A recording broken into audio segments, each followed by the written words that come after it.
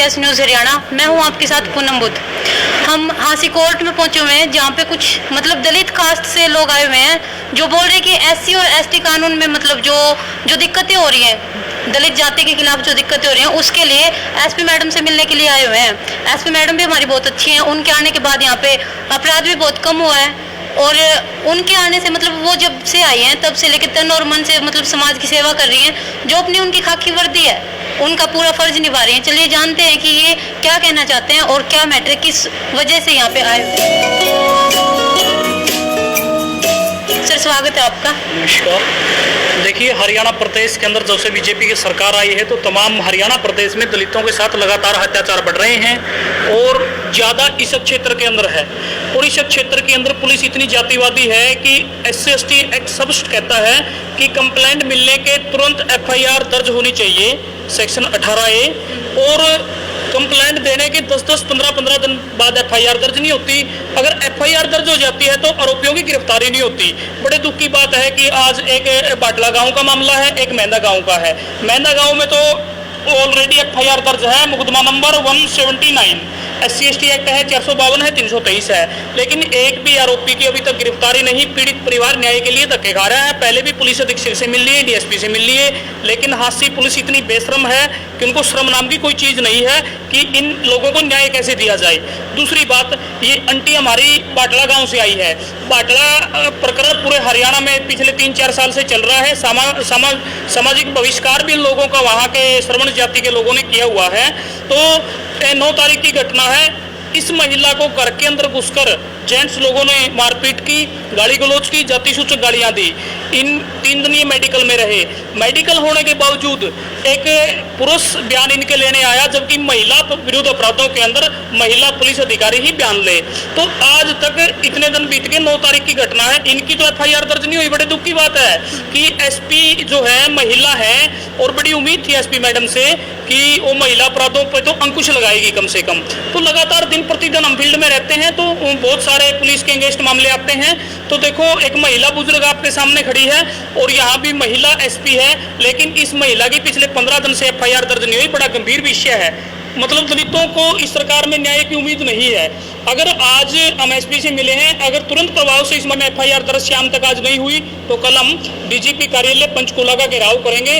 हजारों की संख्या में दलित समाज के लोग यहाँ से रवाना होंगे। हम ये प्रशासन को हमारी सख्त चेतावनी देना चाहते हैं। सर एक बार आप अच्छे से बताइए कि जो मेंदा और जो बाटला गांव में जो हादसा हुआ है हमारी ST और SC कानून के लिए, जो दलित जातियों के लिए, उसके बारे में एक बार खुल के बताइए कि बात क्या थी और क्या हुआ है। देखिए, मेंदा में तो ऑलरेडी FIR दर्ज है। इसके अंदर है कि इनकी शॉप है। FIR कौन से दिन की है, कब की है? ये FIR 5/8 की है, 5 अगस्त की। क्या इस FIR पे दोबारा कोई कानूनी कार्रवाई हुई है? देखिए, इस FIR को दर्ज होने के बाद ये पीड़ित परिवार के लोग कई बार SP से मिल लिए, कई बार DSP से मिल लिए।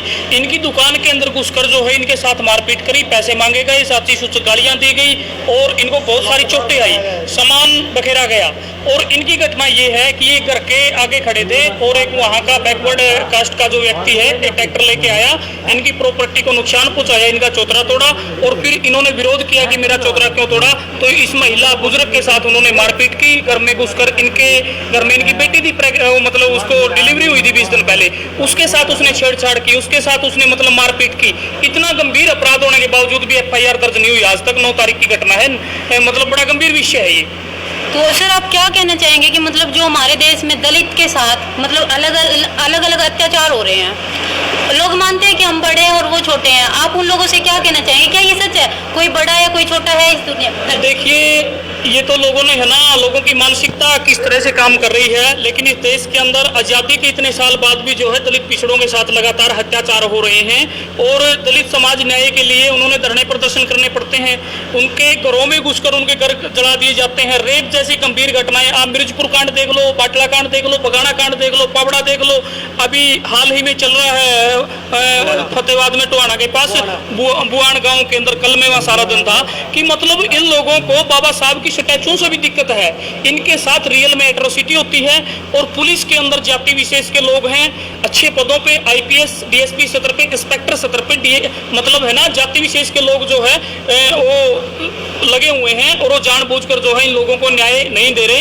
इनके साथ वहाँ भी उत्पीड़न हो रहा है, इनकी शिकायतें तक नहीं ली जा रही, इनको वहाँ भी जाति सूचक गालियाँ मिलती हैं। सर अगर मतलब ये मान लीजिए आप धरना कर लेंगे, धरना रखेंगे, उसके बाद सरकार अगर हमारी बात मान जाती है, क्या हमें न्याय मिल जाता है उससे? लेकिन फिर भी हमारे मतलब सरकार हमारी बात मानने के बाद भी ये जो दलितों के खिलाफ जो अत्याचार हो रहे हैं वो खत्म नहीं हो पा रहे। तो उसके बारे में आप क्या कहें, क्या करना चाहिए? मैं ऐसा कुछ कोई और तरीका देखिए। अब धरना है, किसान आंदोलन में बोला जा रहा है हमारा भाईचारा है, अगर भाईचारा है तो फिर ये ऐसे जो अत्याचार हो रहे हैं ये क्यों हो रहे हैं? देखिए, बीजेपी सरकार ने तो आते ही SC/ST एक्ट को कमजोर कर दिया था। उस समय बहुत सा ज्यादा अपराध बढ़ गए थे। जब पूरे देश का दलित समाज सड़कों पर आया तो सरकार को मजबूरन SC/ST एक्ट को दोबारा लागू करना पड़ा। और SC/ST एक्ट है तो ये बचे हुए हैं, अंतु इनको तो जला जला के मार देते। मिर्जपुर जैसे कांड पूरे देश में बहुत सारे हो जाते अगर SC/ST एक्ट ना होता तो। और सरकार ने जो है अनुसूचित जाति के लोगों के लिए जो है आर्थिक स्थिति मजबूत करने के लिए अच्छे नियम बनाने चाहिए। इनकी आर्थिक स्थिति कमजोर है, इसलिए लड़ नहीं पाते, पुलिस को रिश्वत नहीं दे पाते, पुलिस इनसे रिश्वत मांगती है, रिश्वत के बगैर इस देश के अंदर मुकदमे दर्ज नहीं होते। और जब से भी बीजेपी सरकार आई है, एट्रोसिटी के मामले 2014 से अब तक 21 तक इतने ज्यादा बढ़ चुके हैं। बहुत सारे मामलों में तो कार्रवाई नहीं, मेरे पास डाटा है, हजारों की संख्या में केस दर्ज है और बहुत सारे बगैर इन्वेस्टिगेशन के खारिज कर दिए जाते हैं। इन्वेस्टिगेशन भी SC/ST के मामलों की जाति विशेष के अधिकारी करते हैं। बड़े दुख की बात है, कहाँ से न्याय मिलेगा? SP मैडम से लगा लीजिए सर। SP मैडम जब से यहाँ आई हैं लगभग अत्याचार खत्म हुआ है, ऐसी बात नहीं है, पहले से कम है। तो अब आपको क्या लगता है कि SP मैडम से कोई उम्मीद है? क्या लगता है? देखिए, आपके पास शायद डाटा नहीं है। पिछली बार जब लोकेंद्र SP थे यहाँ SC/ST एक्ट के 29 के करीब मामले दर्ज हुए थे।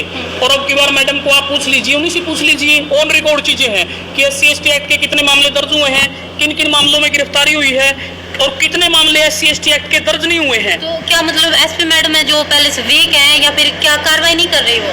नहीं, देखिए मैम, अगर कार्रवाई करे होते तो ये केस पेंडिंग नहीं होती, इतने लोग उनके खिलाफ नहीं आते। और देखो, उनकी ड्यूटी है, वो SP हैं, वो किस राजनीतिक प्रेशर में काम करते हैं हमें तो समझ नहीं आ रहा पिछले लंबे समय से। लेकिन